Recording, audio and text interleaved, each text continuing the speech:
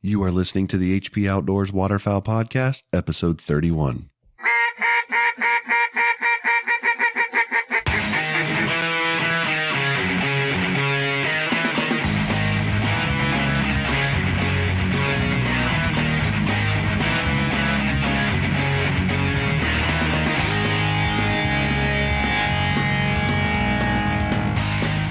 This week on the show, we're talking small boat duck hunting for all you canoe and kayak hunters out there. And we're going to continue our duck profile segment by featuring the Canada Goose.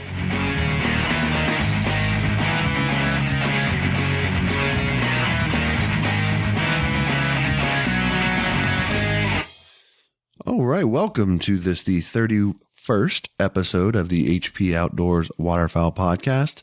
I am Josh Palm, and as you may be able to tell, I'm a little bit under the weather this week. Got some congestion and head cold going on, so I apologize for that.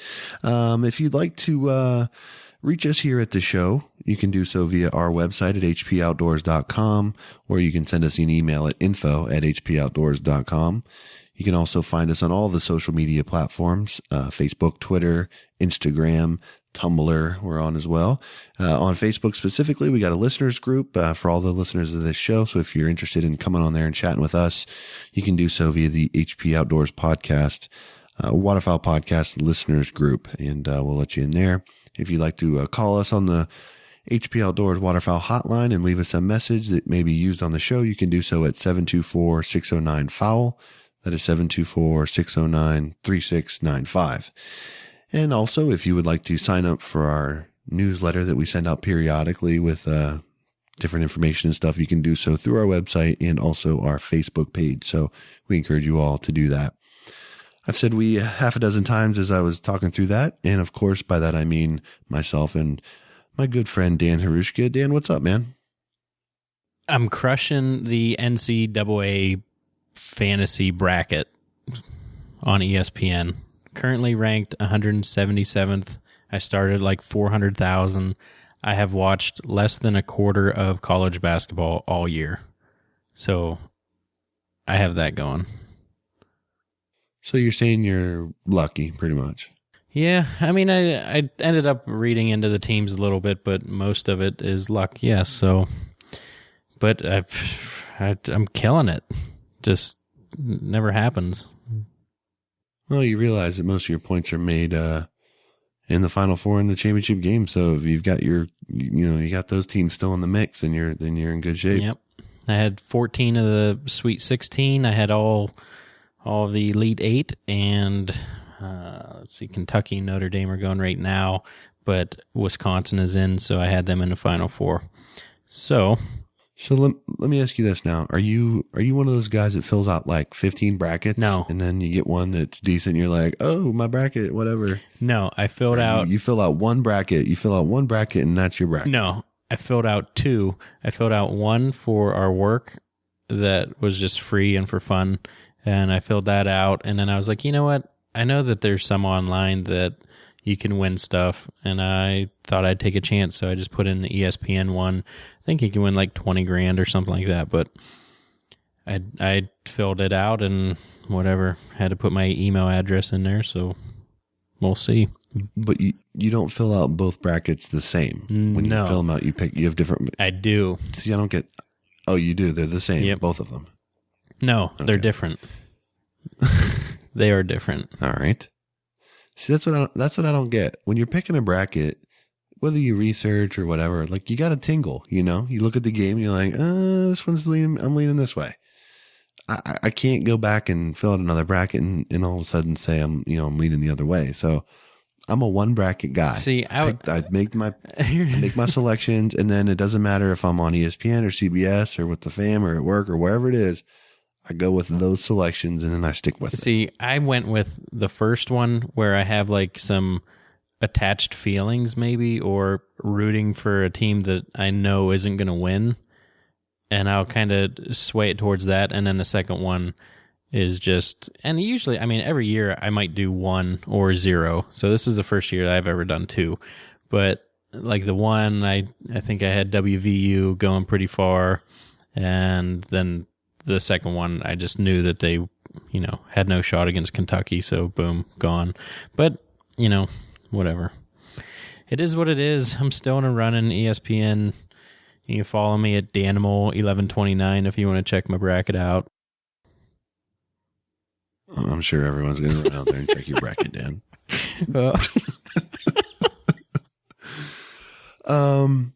So probably some news that we need to get to here in the early stages of the show, regarding the podcast and kind of the schedule that we've been on and the amount of shows that we've been putting out.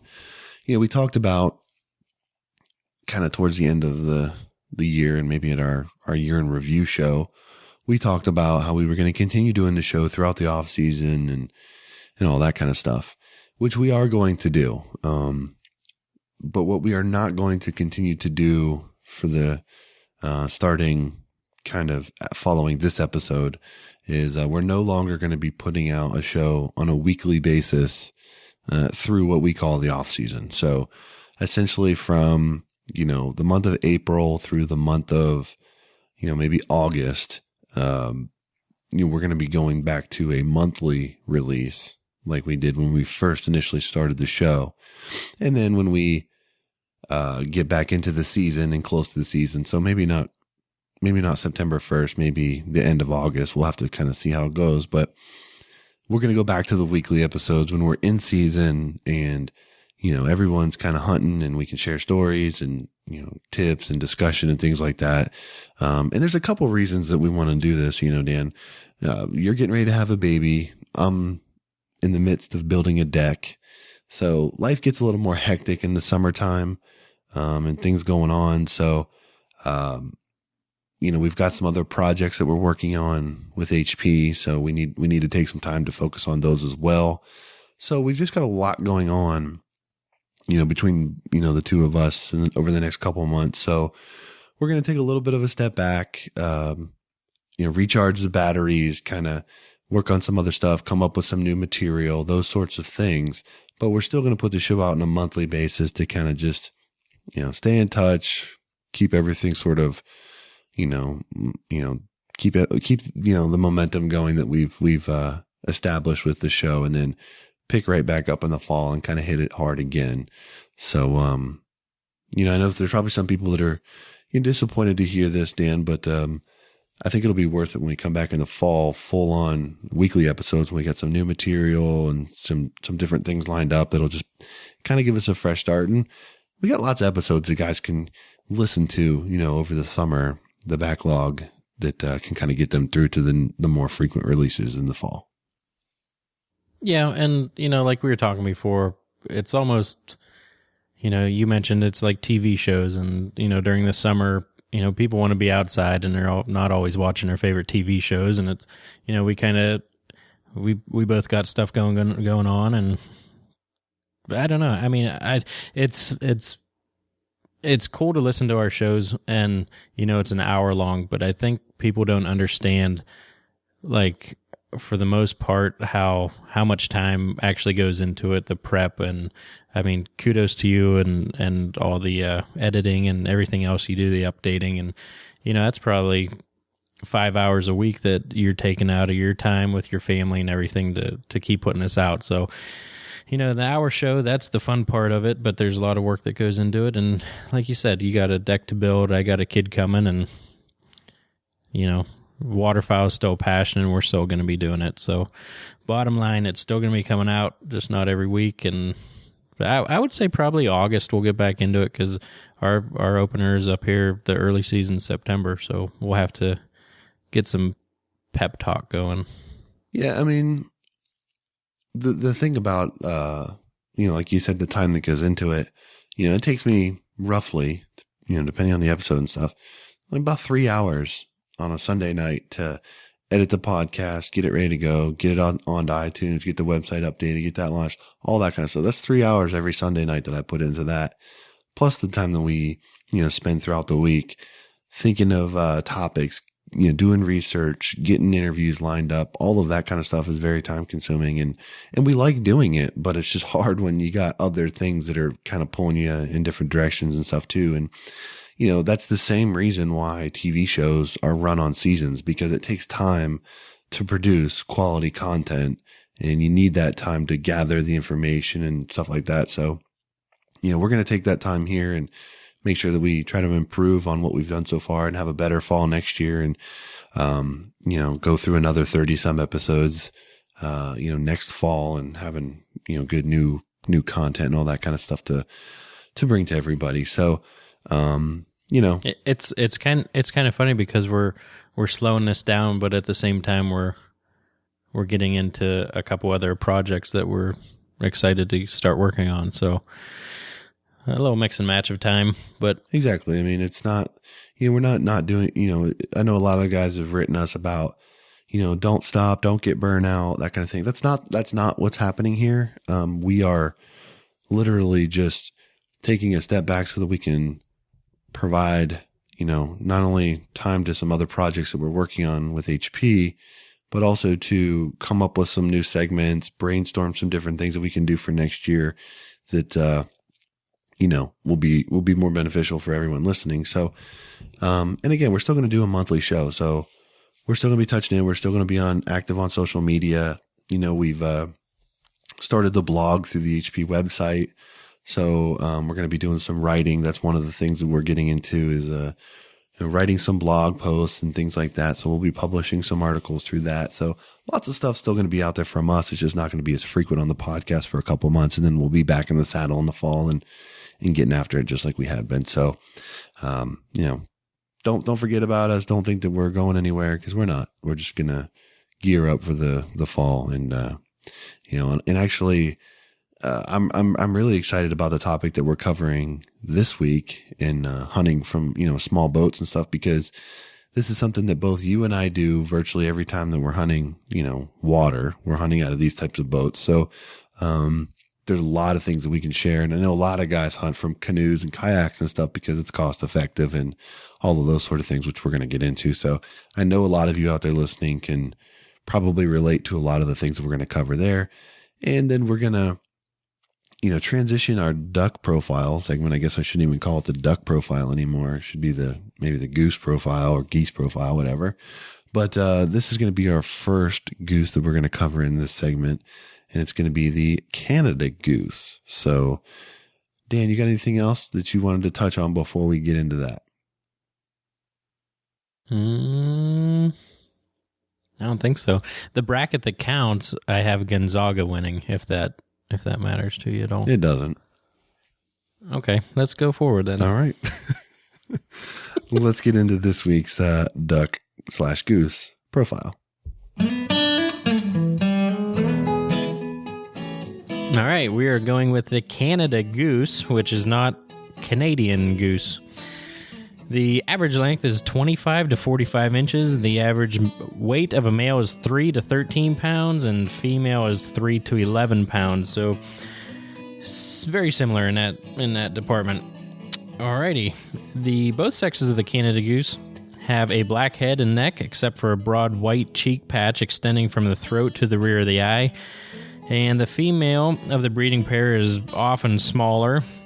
The breast, abdomen, and flanks range in coloring from a light gray to a dark chocolate brown, either blending into a black neck or being separated by a white collar. And I've been seeing way too many pictures of neck collars and just get jealous every time I see them. Tons on snow geese too. And the back and scapulars are darker brown. The rump is blackish and the tail is blackish brown with a U-shaped white band on a rump. The bill, legs, and feet are black. And of course the characteristic is a honking call. There are 7 recognized subspecies of Canada geese: the Atlantic, the Hudson Bay or interior, the giant, the Moffats or Greater Basin, the lesser, the dusky, and the Vancouver. And in general, the subspecies nesting farther north are smaller in size and darker in color to the west. The giant Canada goose is the largest goose in the world, with some individuals weighing more than 20 pounds, and they can also live for a long time. I think we talked about this before. The longest on record banded lived 30 years and 4 months, so that's pretty intense. And breeding, the Canada geese nest across inland North America and in more southerly habitats than cackling geese. And I believe it was 2004 when they officially divided the Canada and cackling geese. But Canada geese exhibit very strong family and pair bonds and tend to return to their natal homes to nest. And female Canada geese lay a range of 2 to 8 eggs with an incubation period of 25 to 28 days. Yeah, I don't want to sound like a jerk, but they're not Canadian geese. Canadians are citizens of Canada. The Canada goose, as far as their migration and wintering patterns, they like to feed on grasses and sages and waste grains, things of that nature. So in coastal areas of North America, where they find these grain producing, farmlands adjacent to, various marshes and saltwater marshes and things like that, those provide ideal habitat, for wintering grounds. In the mid-continent U.S. areas, sort of, similar with these refuges in the freshwater marshes that are near these abundant food crops, they attract, tons of Canada geese. And you have a little bit of a varied migration pattern and characteristics per subspecies that, we're not going to get down into too much into the weeds. But as far as population is concerned, population numbers for the Canada goose are, they're obviously stable and, doing really well. In the early 1900s, the giant Canada goose populations were nearly, wiped out, and they've done a nice recovery. There was a period of time on the Maryland Eastern Shore where, you and I love to go hunt. There was a moratorium where you couldn't even harvest a Canada goose up there. And we go there now and you see thousands and thousands of birds. So it's really a miraculous story with them there. And, kind of to the other end of the spectrum, there's areas that are having problematic issues with Canada geese and the elevated numbers that they're having. So, a lot of the states have implemented these resident goose seasons that number in, several millions of birds. So you're seeing more and more states having these September seasons to, try to thin out the resident populations of Canada geese. So in general, population's doing well. Can't go anywhere around my house and look in a pond and not see a Canada goose. So that's it. Hope you guys enjoyed our profile of the Canada goose.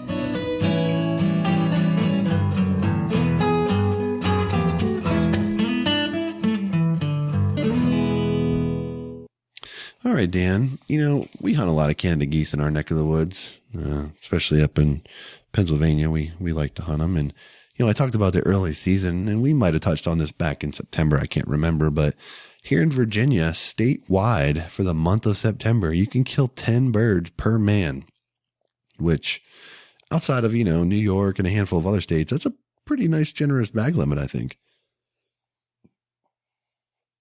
10 is good. We set up in an 8-bird zone, and it's hard to come by, for sure. Yeah. I mean, if you actually are able to put a couple guys in the field and harvest your limits, that's a heck of a pile. So, lots of opportunities out there for hunting Canada geese, at least in our neck of the woods. So they are all over the place. Yes, they certainly are. I need to go back to the one picture of that goose that we call Goosezilla that we killed up here and actually check and see if it has any markings of a giant. Because they have like a white strip on their forehead. Yeah. And I mean, I know the neck is longer, but it's more like a thin long. Like that goose, that thing was just huge. Yeah. I don't know. I don't know what else it could be. I mean, that thing was just, way bigger than the other birds that were in that group. So, yeah. I don't know. Interesting though. Very cool. Anyway, Dan, the main portion of this show is going to be spent on talking about hunting from small boats and canoes and kayaks and small john boats and things like that. And, I think that that's probably one of the most popular way for guys to chase ducks for a multitude of reasons, of which we're going to touch on. But, I'm trying to figure out why it's taken us so long to get to this topic, because, this is something that you and I do virtually almost every time we go out. So why do you think it took us so long? I don't know. I mean, we talked about flipping them and everything else that you can do with them, but actually talking about, well, hey, now's a good time because season's over. People are selling their boats, and, some people might be on the fence of, positives and negatives and why they want to buy one over the other. So it's good. It's a good time to have this conversation. Yeah, I agree with you. So let's go ahead and do it. We're going to talk about small boat duck hunting.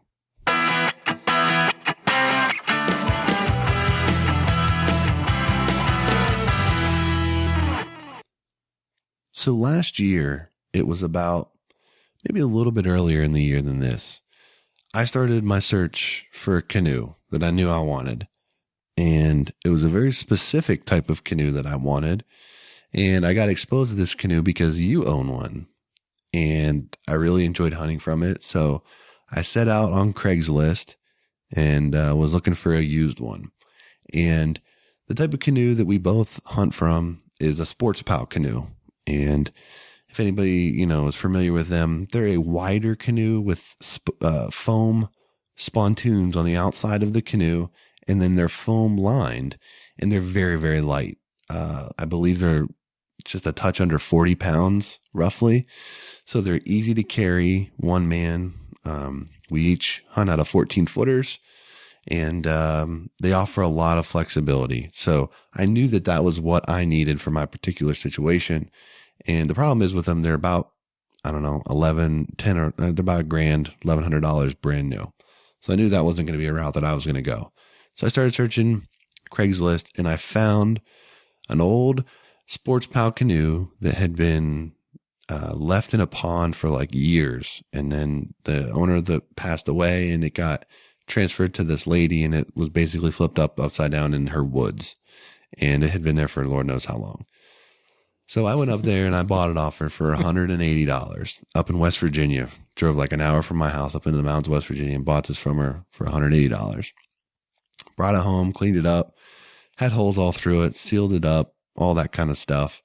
And called the company actually to find out a little bit about it because I was looking for some parts and stuff. And it turns out that Sports POW's canoes were initially built by this company. There's a couple different variations of it. One's a Canadian company. The other was in the U.S. Mine was started in the U.S. and they were actually originally built in Emlenton, Pennsylvania. Mine has that on the side of it. And I called the company and they said that the Emlenton factory burnt down in like the mid 1970s and switched to Johnstown, Pennsylvania, and then later moved to Michigan. So they could tell me that my canoe was built no later than the mid 70s. So this boat is older than I am. The stories that it could tell, I'm sure. From what I was told by the lady, the first owner took it to the Yukon several times hunting and things like that. So, part of the allure for small boat hunting for me is knowing that, I'm hunting in a boat that has seen, parts of this world that I've never probably seen. And, the stories that it could tell, I'm sure would be a good one to listen to. So I really like talking about this because I'm just a big fan of this boat and, the flexibility and the benefits and things of it. So I'm really pumped up to get into this one. Yeah, I think my dad bought the one that I use at a garage sale, so I have no backstory like that at all. But that was enjoyable to listen to. It really was. Well, I wonder now I have to go and see where it was built just to see if it was in Emlenton or Johnstown. Yeah. The ones that, mine was built before they even had a keel on it. So mine is just basically, it's aircraft grade aluminum wrapped around the bottom of it and riveted. So there's no keel and it's all one piece. So, but that's how it keeps very light, but it dents easily. And boy, mine's got some dents in it, I'm telling you. And yeah, mine does too. There was a massive hole in the back that had a patch on it that still holds up pretty good. And, I remember this because it was in the spring of last year and I wanted to take it fishing and I was testing it to see if it was leaking. And every time I took it out, there was another leak. And I guess got so frustrated because I was sealing, I took,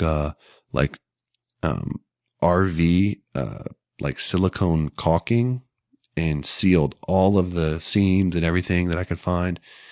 And there was no water getting through there, but I couldn't find it. So I got to the point where I got so mad, I brought it home one day and I stuck it in my side yard, propped it up on a couple 2x4s and just put the hose inside of it and let it fill up. And I found one little hole that was punched in the side of it. That the way that it's painted, I just never would have found it. And, I plugged that up and that thing stayed dry all season long this year. And, the cool thing about these canoes is that they're foam lined, so they literally can't sink. And, before we get too much more into this discussion, I'll share one more story. So I was hunting, on a tidal creek, and the blind that we were in, I pulled the canoe up under the blind and, didn't really think anything of it, tied it off, left it under there. So by the time we get done hunting, the tide had come in and it had raised a bunch. So the canoe had lifted up to the point where it was wedged under the blind up against the 2x4s, and I couldn't get it. I couldn't move it. It was literally wedged in there. So what I ultimately ended up having to do was tilt it on its side and fill it with water. And it submerged to the water line, but it didn't go any further. But it was just enough for me to get it out. And then, we pulled up on shore. I dumped it out and we jumped in and we took off. But I mean, you could swamp that thing and it's not going to sink on you. They're so stable with the spontoons on the side. I can sit on the side of that canoe and fish and it will not flip over on me. It's unlike your standard typical canoe. I stand up in it all the time when I'm fishing, all that kind of stuff. So I'm sure I'll be referencing my canoe a lot as we go through this. So figured I'd give a little backstory as to what I'm talking about, but it's a 14-foot boat that I just love it. And I just really, can't see getting anything more at this time, for my usage. But let's talk about what you like about your canoe, Dan. What are some of the benefits that you think hunting out of that canoe gives you? All right. So we set this up as kind of not a canoe versus a John boat, but kind of similar. We're going through positives and negatives. So benefits of a canoe or a kayak, it fits more places than a John boat does. You can, just easy enough to pull it up on the shore. Like you were saying, if you get to a spot, you can pull it back in some weeds, you can flip it, do whatever you need to do. And that just sometimes is all you need, that little bit of extra coverage or, under a tree, whatever it may be. And on top of that, also just navigation. And when I speak of that, getting back in waterways, and if there's any dams, if there's flooded timber and you have to get out. And now I have seen some people, with their big XL boats and whatnot, just ramping down logs and whatnot. I don't know if I would do that with a $15,000 boat, but some people do. Dams are easy to navigate, get out, pick your canoe up and over it, and be on your way. I can keep going if you want. You want to mix in? Well, I mean, I'm not going to compare and contrast to the John boat because I think they're completely different in my opinion. And quite frankly, I think the canoe and the kayak are quite different too. I think each can have their place, but I don't think that they can each do the same thing. So, for example, my canoe and your canoe, those things are rated for almost 700 pounds of gear. So you can fit 2 to 3 grown men plus gear, or 2 guys and a dog in gear, and be comfortable. You're not doing that with a kayak. So my canoe, for example, when we hunt divers, it's me and another guy. Did it a bunch this year. We're both, 230 pounds plus. I got my trolling motor on the back with a marine battery back there with me. And then I carry 4 dozen duck decoys and about 4 to 5 honker decoys, in plus our guns, blind bags, stools, that kind of stuff. So we can pack that thing. And if you see our Instagram account, I got a picture of it on there of my canoe loaded up for diver hunting. And, you're just not going to do that with a kayak. At the same time, if you don't have a motor and you're looking to paddle your way out, my canoe is not the boat for you, because like I said, it doesn't have a keel and it's hard to keep it in a straight line if you're just going to paddle it. A kayak, you're going to fly, you're going to make way better time. So it really depends on what you're looking to do, if you're looking to carry a lot of decoys or not. But for this discussion, for me, the canoe greatly outweighs the kayak in that regard, just because I take more gear.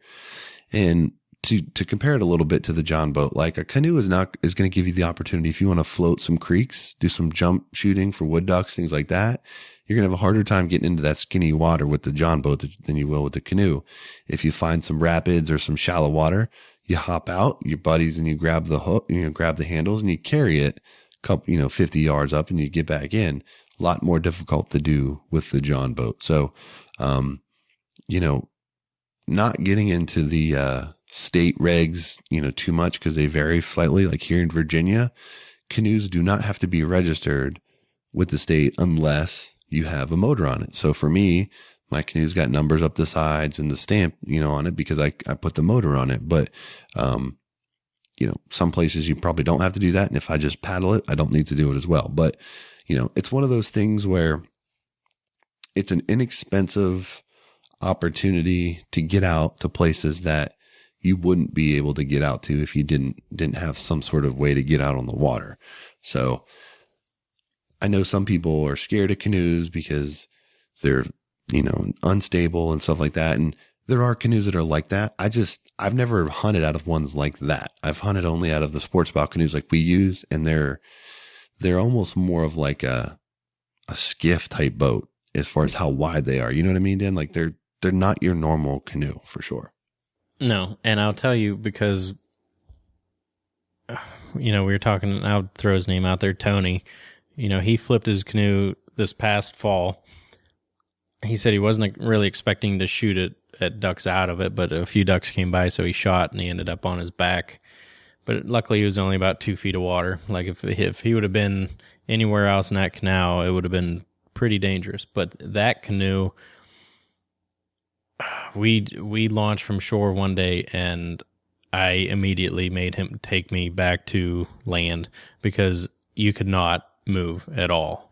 And it was one of the just scariest feelings I've ever had in my life. I knew I was going in. It was only a matter of time. So we ended up getting out and walking along shore. But yeah, the stability of the sports POWs, it's unheard of. It's almost like a John boat pretty much. Yeah, for sure. And, the sports POW, I shot cripples out of mine on my knees in the middle of the boat, on my knees, shooting to the side, and it was fine. There's plenty stable for that. It's much, much wider than your standard. So some of the things that we talk about canoes, people are probably gonna be like, well, they're not, how can they do that out of a canoe? They're not that stable. Like, our canoe isn't like that. I would encourage most people to, if they have the standard type canoe, the Old Towns or whatever, the kinds that they sell at Dick's Sporting Goods, that kind of stuff, you're better off to build, what's the word I'm looking for here, Dan? Like the spontoon type things. Is that what they call them? Yeah. Whatever. I think so. They go out. Yeah. They go like out the arms. Stabilize. Yeah. The arms that go out for stabilizers, because those can be very, very dangerous. And, you definitely don't want to play around with that. So, what are some other benefits you think? I was just going to say, last year I shot a really pretty wood duck, and Kimber jumped out of the canoe. We were in the middle of the water, middle of the lake, just coming in, and she jumped out, and it was no issue at all. So what a 70-pound dog jumping out of the canoe, and no worries whatsoever, except where she was going to bring it back to. But she ended up just taking it to shore, and I went over and picked her up. Right. But, well, let's talk. Some disadvantages. Hang on. I got more advantages. You got more advantages? Yes. So not only the canoe can give you the flexibility to get into skinny water, you can make a canoe a stable shooting platform if you chose to brush it in and hunt from it. Here's how you would do it. You would need to get some sort of stakes that you can push into the mud. The ground's got to be soft enough, obviously. So not like rebar, but it would need to be like those green yard stakes or something basically that you could push into the ground, and it would be wide enough to accept like a C-clamp. So what you would do is you push these two on the ground, or 4 if you wanted to, on each end of the boat, And then you take a C-clamp and you clamp the side of your canoe to that post. And once you've got those C-clamps on there, you can stand up and move around in there, and it's just as stable as standing on, a blind.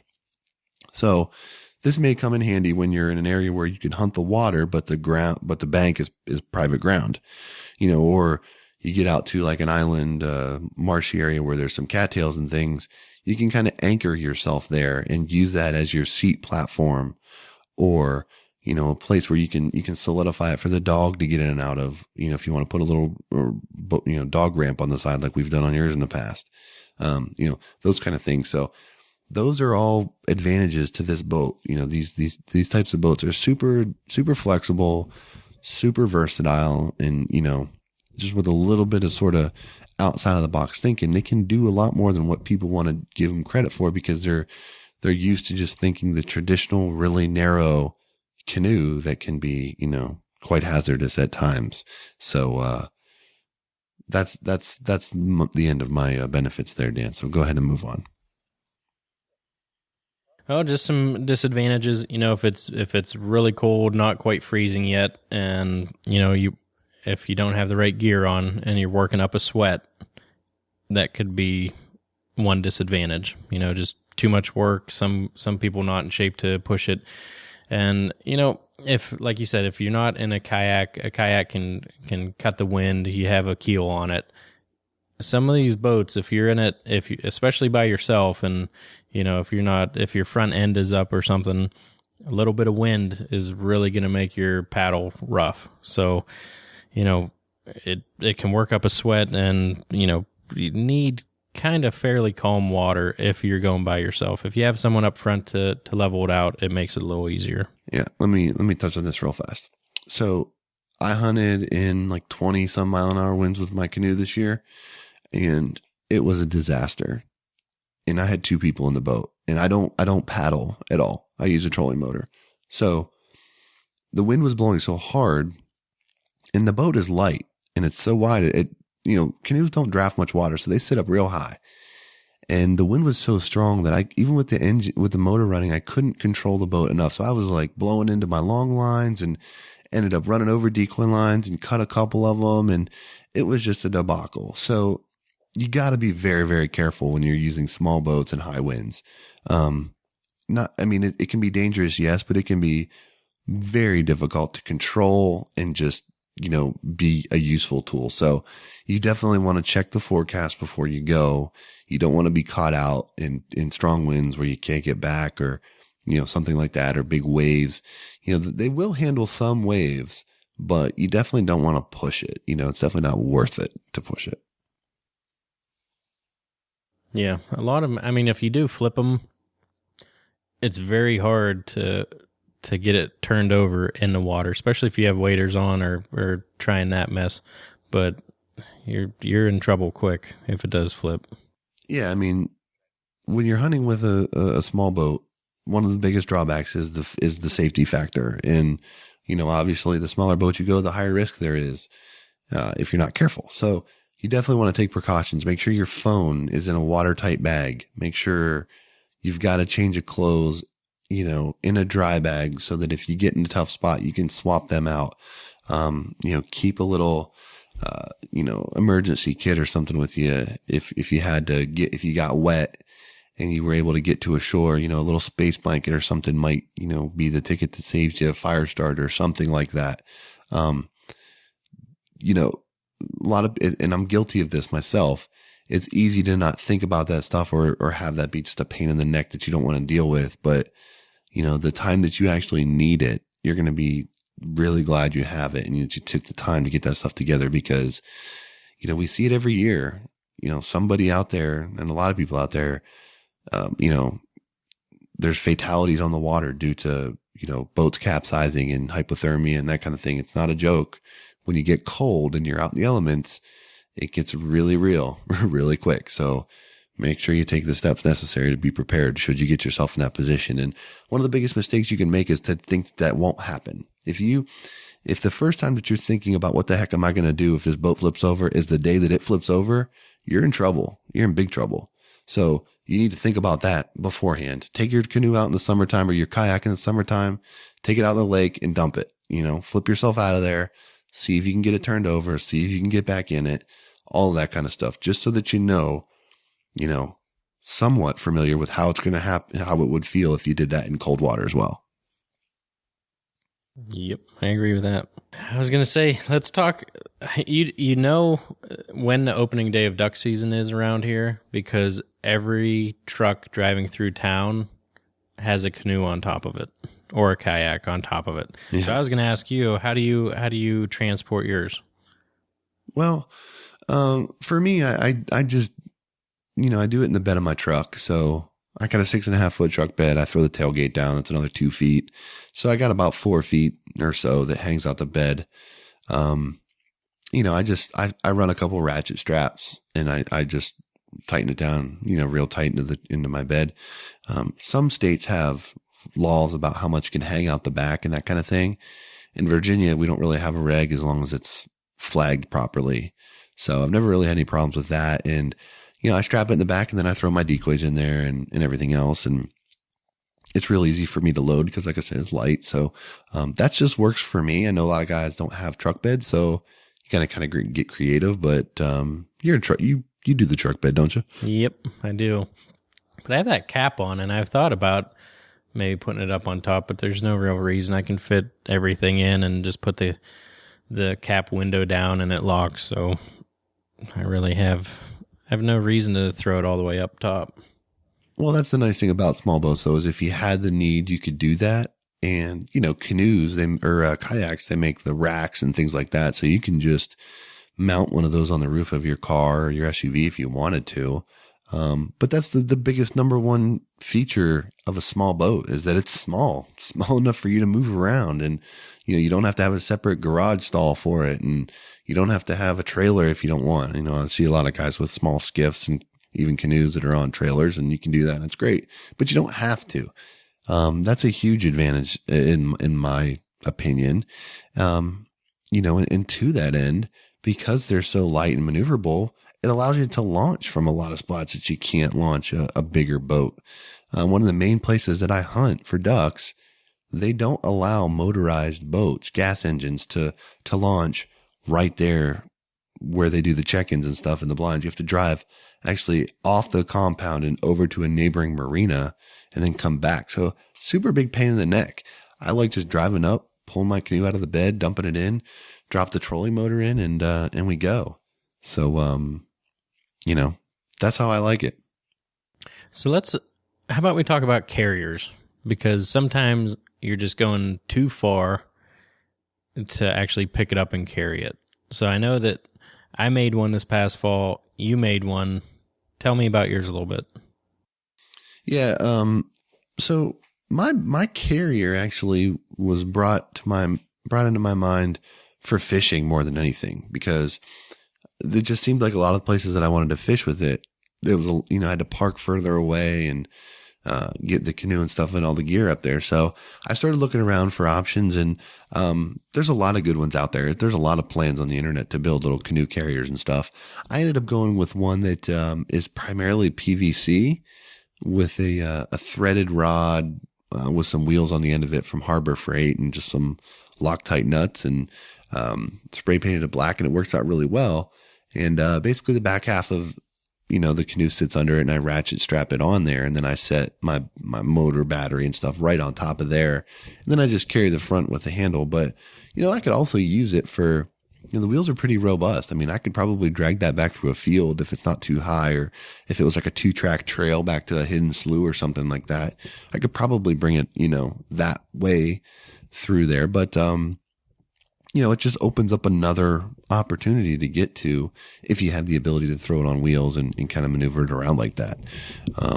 I really didn't use it at all for hunting season because I didn't have that far to ever take it when I hunt, but it came in handy a couple times last spring for fishing for sure. So I'll talk about the one that I did, and a guy I hunt with up here, Google Earth, it did us in, and we're looking at all these spots that are, I think it ended up being about 3/4 of a mile, and where we wanted to go. We scouted it out, and we thought we could walk out to it, and you definitely can't walk out to where we wanted to be. So we started thinking about ways to, get the canoe back there. So I think most carriers are like 80, 90, $100. Like if you want to just go to the if you buy one from the store, it's expensive. Yeah. So I'm looking around my house. I have a wheelbarrow that has 2 wheels on it. It's a Rubbermaid wheelbarrow. And I look at it, and there are 6 bolts holding the axle and wheels on it. So I said, alrighty, here we go. So I took the barrel part of it off and used the axle and put the back half of that in between the 2 wheels on it. Did just regular tie down straps, lifted it with the handle in the front, and we made it back there. It wasn't that fun. I'd like to actually make one that is more in the middle of the boat, and then put the weight either in the middle or on the back, so you're more of like pushing down on the front instead of holding up. I think it would go a lot easier, but it worked, and we killed some ducks. So that was a fun little project until the wife was asking why our wheelbarrow didn't have any wheels on it. Yeah, I mean, they're not expensive. I probably built mine for like maybe $30 total. And, it does its job. It works good. And, I can just throw it in the front of the canoe and, take it with me wherever I'm going when I'm out fishing, or if I needed it hunting. I mean, I primarily used it when I was fishing because I only had one guy. It was just me, Hunting, I usually had somebody with me, and just as easy to kind of carry it on each end that way. But, we've talked a lot about the different things, and I've mentioned this a couple times, but I just want to reiterate it. If you don't have a trolling motor for your boat, for your canoe, I would strongly, strongly recommend that you get one. And here's why. They do really well, and it's not that much money. It's not very expensive. So to buy a motor mount, like for the SportsPow canoe made by the manufacturer, is probably ranges between $30 to $70, depending on what you get. Some are rated for bigger engines and stuff. And our canoes, at least mine, I know, is rated for up to a 4.5 horsepower outboard. So I could hang a Suzuki 2.5 horse or a Honda 2.5 horse off the side of that thing and be legal. But I just couldn't see spending that kind of money on a motor mount. When I bought the boat for $180, it doesn't make sense. So what I did was I got 2 pressure treated 2x4s. And I just, cut the end off of one to make a little L bracket on the back of the boat. And I C-clamped it to the boat. And it's easy on, easy off. And I just put some lag screws in from the bottom, to hold the L upright. And I put my motor right onto there. And that thing does great. And all I got was the Minn Kota 30-pound thrust engine, like $99 or $89 from Walmart, free ship to the house. And I bought a Walmart marine battery, and I've had that thing on the water. Some of my spots are 30 minutes from launch to the blind, and I run that thing on high power the whole time. And you don't fly down the lake, but you don't. It's about as fast as you could go paddling it with 2 guys, but you're just sitting there hanging out, and you're not working up a sweat. And I've run that thing on high the whole time, out and back and fetching up ducks, and never had it, run out, with plenty of juice to go. So it's just a really inexpensive way to make life so much easier, especially when you're chasing cripples and stuff like that. It's a game changer. And, some of our areas in the early season, the weed and the vegetation is really thick. I'll just tilt that thing up, and run it like almost like a motor, like a surface, like a mud motor, just to where it's just barely hitting the water. And it does just as good. It's a really incredible, use of a tool. And a lot of people think, well, maybe if I get the 50 thrust or the 45-pound thrust, it'll be even better. The thing that you're missing is with the 30-pound thrust, you get a 30-inch shaft. You get those bigger ones, you get the 36 and longer inch shaft. So you're going to have your hand like up above your head when you're trying to steer that, the thing, because the shaft will be so long. That 30 thrust with the shorter shaft is just perfect for a canoe application. And, I beat that thing this year. I ran it ragged, and, it did really, really well for me. So if you have a canoe or you're looking to get into canoe hunting and that kind of thing, definitely consider the Minn Kota, and definitely don't worry about the bracket situation. You can make them super cheap. There's a lot of different ways you can do it all over YouTube. I did a pretty easy kind of just straight up redneck style, and it works great. So I know when I sent you the first video, Dan, of me out in the canoe with that motor running, you were surprised how fast it was going. I was, and I think that was the same time that you were fixing all the leaks in it, so I was a little concerned at the same time. But I was, yes, that's true. Yeah, I agree, and I'll have one on my canoe this coming fall. You better get your permits up to date there, bud. Yeah, we'll see. So, Dan, you've got the unique perspective of having a John boat and a canoe to hunt out of. Why don't you compare and contrast them a little bit, or maybe just talk about some of the benefits that you get out of your John boat that maybe you don't get out of your smaller boats?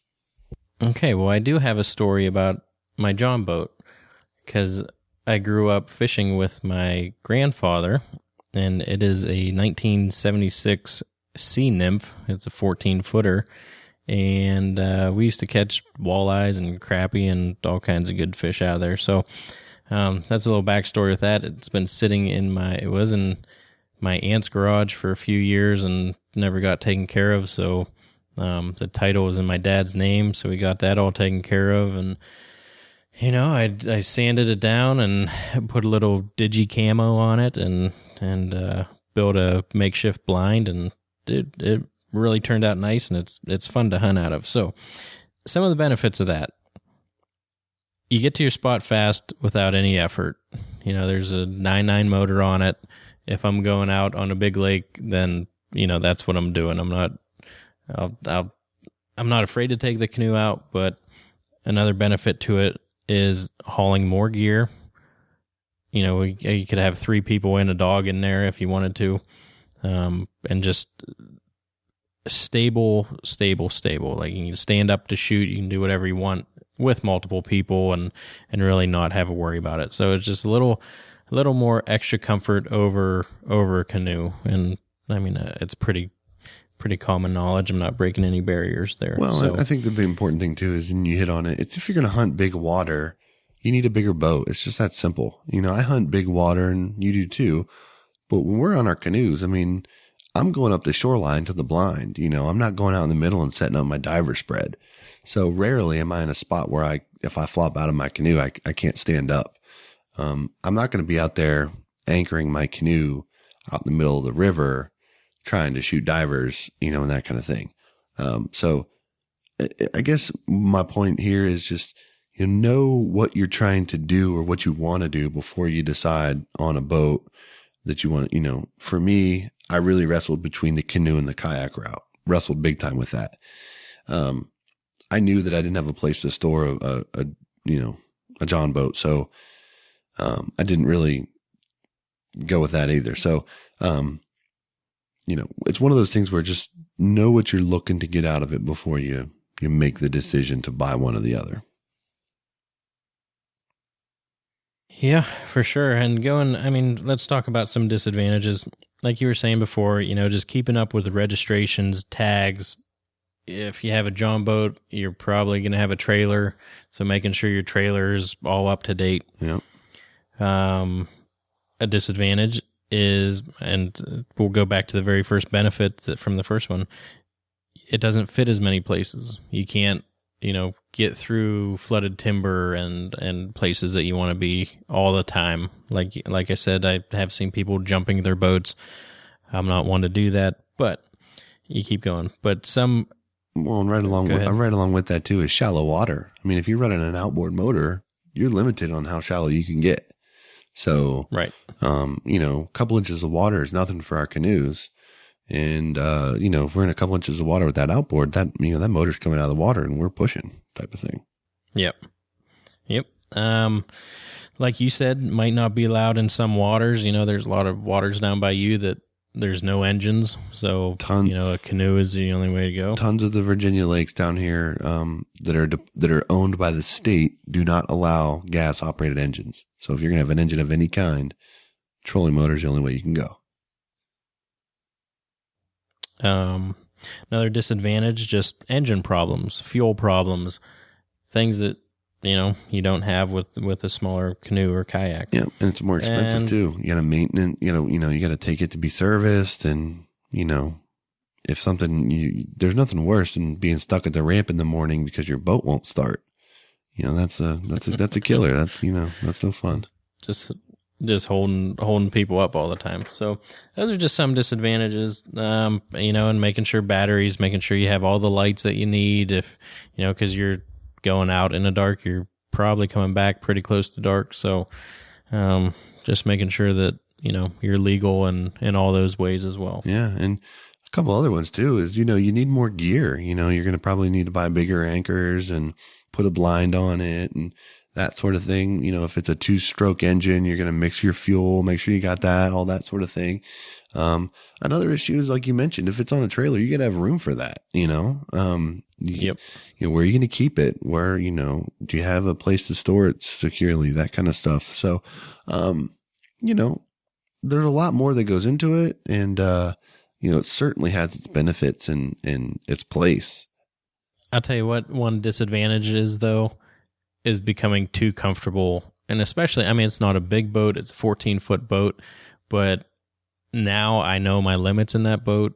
And speaking to Pima Tuning, there's a lot of small islands. And depending on the way that the wind's coming, if the wind cycles through there and you get a good push, you have waves that are way more than what a 14-foot boat can handle. And, Trav and I were out there the one day, and this storm came in, and, we're going in between an island just wanting to hunt. It wasn't real far, and we're halfway in between islands. And it was real close to becoming a bad situation. I'm talking inches, because we were going sideways, and, it turned the boat, the nose went down, and that next wave was coming, and it almost came right in. So, it was me, Trav, and Kimber, and we pretty much turned the boat and rode the waves to shore. And that was like, that got up to 30-mile-an-hour winds, that storm did. So pretty much anything, if I know it's going to be over 15, I'm not taking that out on Pima Tuning. So, Conneaut Lake isn't as bad, but definitely don't become complacent with safety when it comes to that. Just because you're in a boat that has a motor on it doesn't mean you're safe. And there's a lot of people that I think have the attitude that they are. Yeah, it goes, it's like we've already said, you can't be too careful. And, if the first time you think about an issue is the time that you're having that issue, you're in big trouble. So, not going to pound that anymore. Just, be careful out there. So, Dan, when I knew I couldn't, I briefly entertained John boats when, I was looking at doing like a 12-footer, because I wanted something that I could not need a trailer for, flat bottom, store it in my garage and be able to haul in the bed of my truck. But when I started looking at the weight ratings on like a 10 or a 12-foot John boat, I was floored. Like the weight rating on a 10-foot John boat is like 240 pounds. So it's just me, pretty much, and then no gear. And a 12-footer is not too much more. So, a lot of guys hunt those out of those size boats, but it's risky. I would personally not entertain anything less than a 14-foot, and I don't feel super comfortable in anything that's not 16-foot or larger. That's just me. But so I knew I couldn't accommodate that size of boat for my situation. So that kind of threw the John boat out for me pretty quick. So that's why I ended up with a sports pal, because it was weight rated for so much higher weight than like a standard canoe. And I entertained the kayak, but I just hunt with too much gear, too many decoys, guns, bags, stuff like that. That just, for me, it didn't really necessarily fit the kayak style. So I opted not to go that route, but I see tons and tons of kayak hunters out there. And I do think that, it worked for a lot of people. It just doesn't work for me, I don't think. Yeah, I think you found your niche for sure. Agreed. And, the nice thing about them too is, we've talked about this a little bit, but regardless of what you're hunting out of, if you want to use it as a blind, you can make that happen. You can pull it up on a tuft of grass. You can use the stake method like I did. You can anchor up your John boat, that sort of thing. But, it's easy enough to put on some paint, do a different grass type pattern or something like that. Or you did the digi camo, which looks real cool. And, you could do different blinds. I mean, talk a little bit about what you did with your blind on your boat. On a John boat, yeah, I did. Well, like I said, it was my grandfather's boat. It was just sitting around, so sanded it down, painted it, did the digi camo, and then I was like, you know what, we need to put a blind on this. So I actually did just conduit, and I had a pipe bender, and pretty much there's three, I guess if you'd call them like a U, and they go up in different directions, and there are, let's see here, pretty much, I mean, there's one back, which I'm still on the fence of, as if I should have done that or not, or did two sides as the same. But usually the places we go, we back it into like up against an island or something like that. So I think if we did diver duck hunting, we might have to open up both sides. But it kind of comes up and over a little bit, so you have a little bit of protection. Kind of have a tarp on the high side, and then I have the kind of like the army camo, like the mesh nets stuff. Yeah, the mesh netting that goes the full length on both sides. And I took it out this year, and it was a really cold, windy day, and I put that back end up and totally out of the wind. It was beautiful. We didn't kill much that day, but it was very nice being out and just a very comfortable hunt. Yeah, there's a lot to be said for that. And as you were talking, a lot of guys do like that, the scissor style, to where the top is completely open so you can stand up and shoot out of there. But the nice thing about yours is that front is down, so you can shoot sitting down if you want to. The drawback is obviously you can't see behind you if you're, out in open water and that kind of thing. But, regardless, it does work nicely as a blind. And even if we're hunting from the bank, we'll use your boat just because it's, you're up out of the water, you're comfortable, that kind of stuff. And, you can do the same with your canoe, like I mentioned. You can do the same with your kayak. A lot of people like to, if you're comfortable with putting holes in your boat, you can screw those, little, like, they're not eyelets, but like the half round hook, spots where you can hook bungee cords and, that stretchy cord that comes on canoes.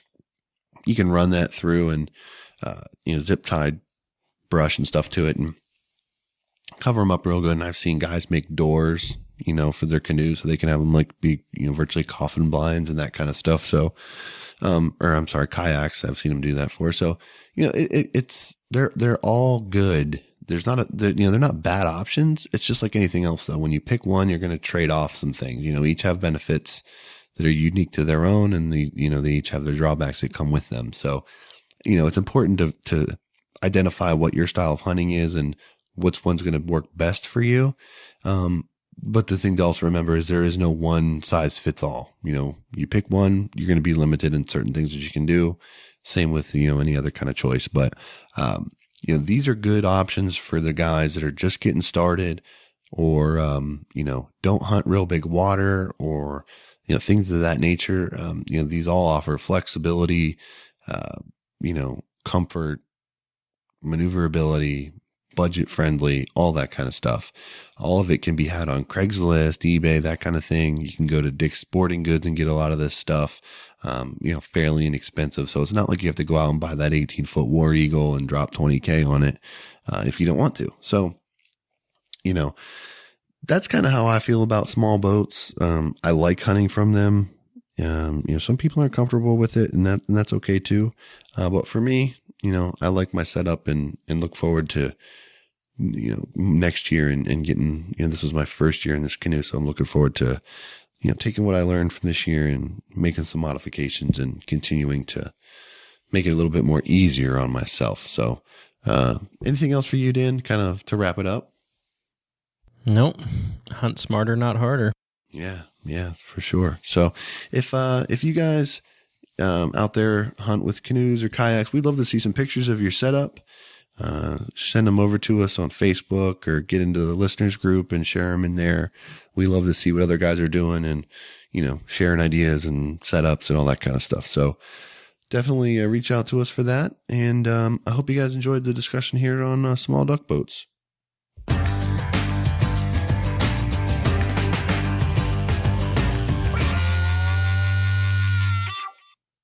All right, Dan, we've reached my favorite part of the show, the randomness that typically comes from you at this period. So what do you got for us today?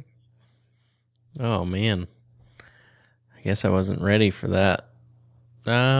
We do it every week. I mean, why? I know. It usually just comes so natural, but, we're enjoying the van and, there's not too much going on. I mean, I just keep adding to the pot here.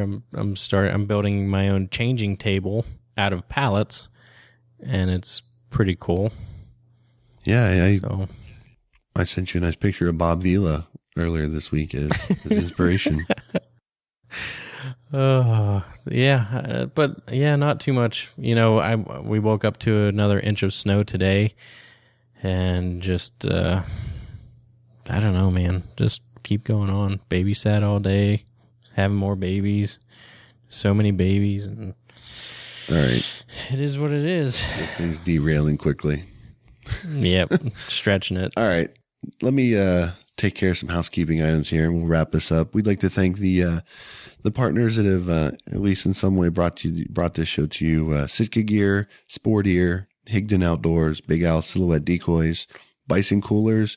Be sure to use the HP Outdoors discount code to save $15 off any hardside cooler, and Backwoods Decoy Systems. Thank you to all of them. If you're in the market for any outdoor gear, please consider their products. All right, Dan, I'm going to wrap it up this week with this parting shot. And this will be the last one for a couple weeks. And we will see you guys sometime here in April when we come back to our weekly schedule and then pick it back up in the fall. So let's get into this week's parting shot. So this week's parting shot has to do with going to the dentist. I'm as bad as it comes with putting off dental appointments and physicals and things like that. So inevitably when I get to the dentist, I've got cavities and everything else that I need to do. Just like Dan's been committing to this caveman diet and all that kind of nonsense, I'm committing to getting back to my regularly scheduled dental cleanings because I hate going to the dentist and having cavities filled and my mouth just hurts for a couple days, and it's just really frustrating. So this is just a public service announcement. If you haven't been to the dentist lately, make sure you set an appointment and go and get yourself checked out, get your mouth squared away, and I've actually started flossing a lot more than I ever did in the past, and it's pretty incredible how much that helps. So take care of yourself. Make sure you don't put off those appointments, and it's always good to preventative care and catch those things in the beginning. So take care of yourself as you get into this summer and enjoy your time.